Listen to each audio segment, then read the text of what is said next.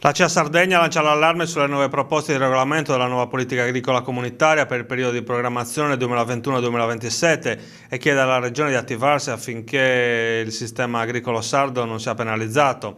La PAC è per l'agricoltura europea uno strumento finanziario, programmatico e operativo irrinunciabile, lo è ancora di più per i sardi per il fatto che non esiste da oltre un quarto di secolo una vera politica agricola regionale ormai affidata esclusivamente all'Europarlamento e alla Commissione Agricola Europea, rileva il presidente della CEA Sardegna Francesco Erbì. La PAC non è in discussione, serve agli agricoltori e agli allevatori sardi, ma alcuni elementi contenuti nelle proposte di regolamento non sono accettabili. Sono previste infatti azioni ingiustificate di riduzione del budget attuale del 5% sui pagamenti diretti e del 15% sul programma di sviluppo rurale, continua il dirigente della CIA.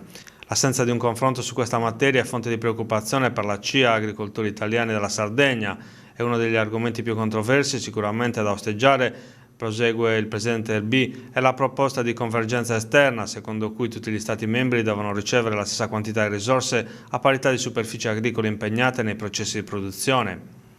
Il superamento dei titoli storici varrebbe per l'agricoltura sarda una disponibilità aggiuntiva di fondi compresa tra i 100 e i 150 milioni di euro all'anno. Questo darebbe vita a un processo di riequilibrio per quelle imprese che oggi, pur con le medesime caratteristiche produttive e le stesse superfici, ma collocate in regioni diverse, godono di benefici differenti. Si può arrivare all'assurdo che una usufruisca di un pagamento di 7.500 euro all'anno a ettaro, mentre in Sardegna non si arrivi mediamente a 180 euro a ettaro per anno, conclude Erbì.